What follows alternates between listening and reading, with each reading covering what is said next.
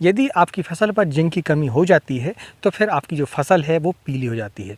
1261 के साथ में आप इसका इस्तेमाल नहीं कर सकते हैं, आप 5234 के साथ में इसका इस्तेमाल नहीं करेंगे। नमस्कार दोस्तों, कैसे हैं आप सब? आशा करता हूँ सब मस्त होंगे, अपने काम को लेकर व्यस्त होंगे। जो प्राइमरी पोषक तत्व होते हैं उनमें हम देखते हैं कि नाइट्रोजन, फॉस्फोरस और पोटास, ये 3 प्रकार के हमारे प्राइमरी न्यूट्रिएंट हैं जिनका इस्तेमाल हम सभी करते हैं और सभी किसान वैसे बड़ी आसानी से समझ जाते हैं। इसमें फिर सेकेंडरी जो न्यूट्रिएंट आते हैं, यानी कि सेकेंडरी जो पोषक तत्व आते हैं, उनमें हम देखते हैं कि कैल्शियम, मैग्नीशियम और हमारा सल्फर, जो कि हमारे सेकेंडरी पोषक तत्व कहलाते हैं हमारी। और थर्ड आता है माइक्रोन्यूट्रिएंट। तो माइक्रोन्यूट्रिएंट भी हम देखते हैं कि खासकर हमारी फसल पर सभी माइक्रोन्यूट्रिएंट की जो आवश्यकता है वो बहुत ही कम मात्रा में पड़ती है, मगर फिर भी इसमें से जिंक और दूसरा बोरान, ये 2 प्रकार के पोषक तत्व ऐसे हैं जिनकी जो उपलब्धता यदि अपनी फसल पर कम हो जाती है तो हमें वो आंखों में देखने में आ जाती है। आप इस बात का गौर करें कि जब भी आपकी फसल पीलापन लिए हो तो आपको थोड़ा सा चेक करना पड़ेगा कि वो जो पीलापन है वो किस कारण से आ रहा है। पीलापन आने के कई प्रकार होते हैं, लेकिन उसमें से एक कारण होता है जिंक।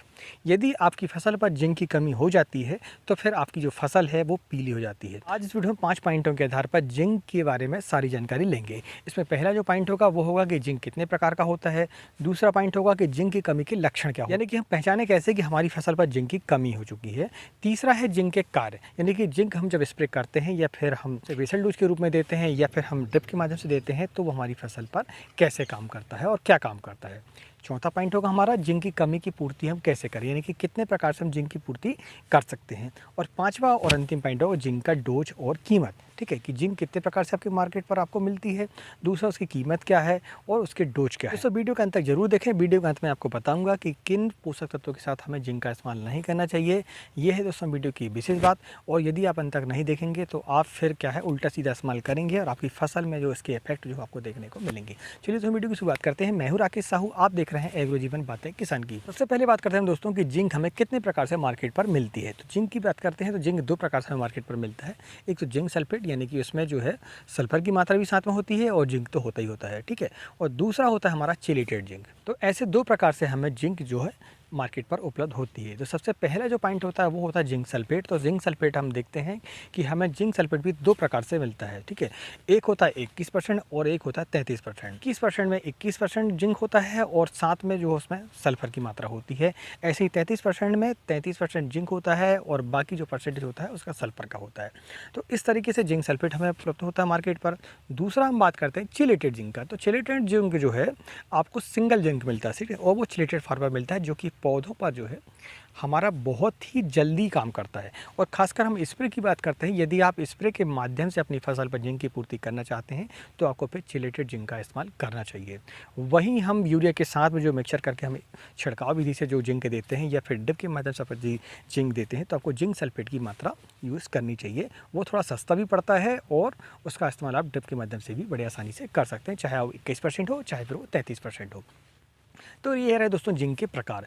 जिंक के प्रकार के बाद हम जानते हैं जिंक की कमी के लक्षण क्या होते हैं। कि आप कैसे पहचानें कि आपकी फसल पर जो है जिंक की कमी हो चुकी है। तो आप अपनी फसल पर देखें, आपकी पत्तियां जो हैं, मैं आपको बता दूं कि पत्तियां पीली होती हैं, लेकिन पीली तो होती हैं लेकिन उसके भी कई प्रकार होते हैं। यदि आपकी पत्तियों का जो कलर है वो पीलापन है लेकिन साथ में जो सिराएँ हैं वो हरेपन लिए हुए, यानी कि जो उसकी सिराएँ हैं, जो नसें आप देखते हैं वो यदि हरे कलर में हैं और उसका बीच का जो भाग है वो आपका जहाँ यानी कि क्लोरोफिल की कमी आपको नज़र आएगी।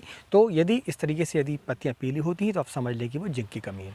दोस्तों मैं आपको बता दूं कि जिंक की कमी के लक्षण आपको छोटी पत्तियां, यानी कि जो सबसे ऊपर की पत्तियां होंगी, जो आपकी जो कॉम होती है ना, वहां पर आपको दिखाई देगी, क्योंकि जिंक की जो प्रॉपर्टी है वो अचल प्रॉपर्टी होती है।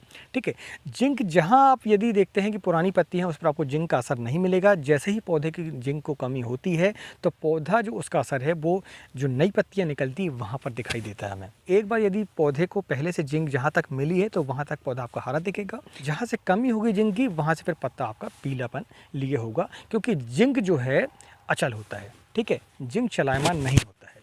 तो हम बात करते हैं अब तीसरे पॉइंट के साथ। तीसरा पॉइंट जिंक। तो जिंक के तो वैसे तो कई कार्य होते हैं, लेकिन फिर भी मैं आपको बता दूं कि क्लोरोफिल का निर्माण, ठीक है, यानी कि जो आपकी पत्तियों पर ग्रीननेस दिखती है वो आपकी क्लोरोफिल के कारण दिखती है। तो जिंक जो है आपकी फसल पर क्लोरोफिल निर्माण में बहुत ही सहायक होता है।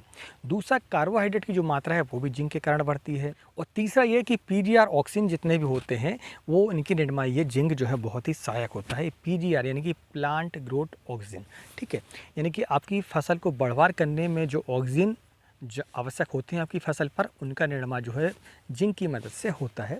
तीसरा ये जो है नाइट्रोजन की पूर्ति भी और नाइट्रोजन की जो उपलब्ध है पौधों को दिलाता है। तो उससे क्या होता है कि पौधे में ग्रीननेस आती है। यदि आप ऐसी फसल लगा रहे हैं या फिर आपकी फसल की हाइट नहीं बढ़ पा रही है, इंटरनोड जो उसके शॉर्ट हैं, तो फिर आप जिंक का इस्तेमाल आपको करना चाहिए। चौथा जो होता है दोस्तों एंजाइम को बनाता है, यानी कि जितने भी पौधे पर एंजाइम होते हैं उनको बनाने में जिंक काफ़ी प्रकार से सहायक करता है हमारी। इसके बाद पाँचवा जो पॉइंट है दोस्तों वो आज के समय के लिए बहुत ही महत्वपूर्ण है। एक तो इसमें जिंक सल्फेट यदि आप देते हैं तो इसमें सल्फर की मात्रा होती है, तो वो ठंड से हमारी फसल को बचाता है। और जिंक जो है ठंड से आपकी फसल को बचाता है। ठीक है, चिलेटेड जिंक यदि आप इस्तेमाल करते हैं तो जिंक जो है फसल में ठंड के कारण जो स्ट्रेस आता है पौधों पर, उनसे हमारी फसल को बचाता है। इसके लिए जो है आप एक स्प्रे कम से कम, अभी अपनी सब्जी वर्गी फसल हो तो ठीक है, या फिर अन्य फसल भी आपने लगाई हुई है जिनका यदि आपको ऐसा लगता है कि ठंड से नुकसान हो सकता है या ठंड का असर आ चुका है, तो आपसे जिंक का इस्तेमाल अपनी फसल पर करें और ड्रिप के माध्यम से जिंक सल्फेट को भी दे सकते हैं। जिंक की पूर्ति हम कैसे कर सकते हैं, यानी कितने प्रकार से हम जिंक की पूर्ति अपनी फसल पर कर सकते हैं। तो पहले तो मैं आपको बता दूँ कि यदि आप बेसल डोज के रूप में देना चाहते हैं तो आप फिर बेसल डोज में जिंक सल्फेट भी दे सकते हैं। दूसरा, आप ड्रिप के माध्यम से देना चाहते हैं तो ड्रिप के माध्यम से आप जिंक सल्फेट को दे सकते हैं। लेकिन वहीं अगर स्प्रे की बात आती है तो स्प्रे फिर आपको चिलेटेड जिंक का इस्तेमाल करना चाहिए। जिंक सल्फेट का इस्तेमाल आप ना ही करें तो बेहतर रहेगा, क्योंकि उसमें सल्फर होता है और सल्फर आपकी फसल पर जो है बर्निंग ला देगा, तो पत्तियां जो आपकी जली हुई नज़र आएंगी, उसके जो किनारा है उसका वो आपको जला हुआ नजर आएगा। इसलिए आप जिंक सल्फेट का इस्तेमाल ना करें। जिंक सल्फेट का आप इस्तेमाल जो है ड्रिप के माध्यम से कर सकते हैं। दूसरा, यदि आप बेसल डोज के रूप में देना चाहते थे तो बेसल डोज के रूप में आप कर सकते हैं। तीसरा, यदि आप यूरिया वगैरह छिड़काव विधि से देना चाहते हैं, जैसे अनाजों में गेहूँ है, सरसों है, इन पर यदि आप जिंक सल्फेट का इस्तेमाल करते हैं तो फिर आपको यूरिया के साथ मिक्सर करके उसको दे देना चाहिए, तो उससे पूर्ति आपकी हो जाएगी।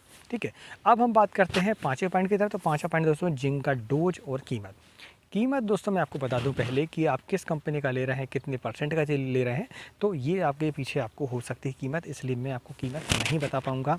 रही बात इसके डोज की, तो यदि चिलेटेड वाला का इस्तेमाल आप करते हैं तो 200 ग्राम प्रति एकड़ के हिसाब से लीटर पानी पर 200 ग्राम का इस्तेमाल आप करेंगे। ये जो मात्रा है वो तो एक एकड़ के लिए है। चिलेटेड जिनका इस्तेमाल जो है आप किसी भी जो है कीटनाशक के साथ आप कर सकते हैं, फंगीसाइड के साथ भी आप इसका इस्तेमाल आप कर सकते हैं, कोई दिक्कत इसमें है नहीं है। चिलेटेड वाली की हम बात कर रहे हैं। सल्फेट जो है 5 kg प्रति एकड़ के हिसाब से आप जो है यूरिया के साथ मिक्सर करके आप दे सकते हैं। ड्रिप के माध्यम से बात करते हैं तो ड्रिप के माध्यम से आप जो है चाहे तो एक बार में 1 किलो से लेकर 2 किलो तक आप ड्रिप के माध्यम से जिंक सल्फेट को दे सकते हैं। इसमें किसी प्रकार की समस्या नहीं है। खासकर ठंड के मौसम पर आपको जो है जिंक की मात्रा आपको देनी चाहिए अपनी फसल पर। अब हम जानते हैं वीडियो की विशेष बात में बढ़ने से पहले मैं आपको बता दूं कि यदि इस चैनल पर पहली बार आए हैं तो चैनल को सब्सक्राइब करें, और यदि ये वीडियो आपको अच्छा लगा हो, ये जानकारी हमारे द्वारा जो दी गई है आपको, वो आपको यदि पसंद आई हो, अच्छी लगी हो, तो वीडियो को एक लाइक जरूर करें। तो अब हम जानते हैं वीडियो की विशेष बात। तो विशेष बात मैं आपको बता दूं कि कभी भी आपको नाइट्रेट फार्म वाले जितने भी पोषक तत्व हैं और फास्फेट फार्म वाले जितने भी पोषक तत्व हैं, इनके साथ में आपको जिंक का इस्तेमाल नहीं करना चाहिए। इस बात का आपको ध्यान रखना पड़ेगा, क्योंकि इसमें जिंक सल्फेट में सल्फर होता है। इसके लिए आप जब भी बेसल डोज के रूप में या ड्रिप के माध्यम से यदि दे रहे हैं तो सिंगल जिंक का इस्तेमाल आप कर सकते हैं। हाँ, नाइट्रोजन के साथ आप इस्तेमाल कर सकते हैं, लेकिन नाइट्रेट फार्म वाली जितनी भी, जैसे कैल्शियम नाइट्रेट है, इनके साथ में इसका इस्तेमाल आप नहीं कर सकते। जैसे फास्फोरस के साथ में आप इसका इस्तेमाल नहीं कर सकते हैं, 1261 के साथ में आप इसका इस्तेमाल नहीं कर सकते हैं, आप 5234 के साथ में इसका इस्तेमाल नहीं करेंगे तो आपकी फसल पर किसी प्रकार की कोई समस्या नहीं आएगी। बाकी के साथ इसका इस्तेमाल आप कर सकते हैं, इसमें किसी प्रकार की कोई समस्या नहीं है। दोस्तों, ये जानकारी आपको कैसी लगी हमें प्लीज़ कमेंट करके ज़रूर बताएं, और यदि आपका कोई सुझाव हो तो हमें कमेंट के माध्यम से आप बोल सकते हैं कि आपको ये सुधार करना चाहिए आपके चैनल पर। यदि आपको बोरान के संबंध में ज़्यादा जानकारी चाहिए तो इस वीडियो पर क्लिक करें, और सल्फर के बारे में ज़्यादा जानकारी चाहिए तो इस वीडियो पर क्लिक करके आप सारी जानकारी ले सकते हैं।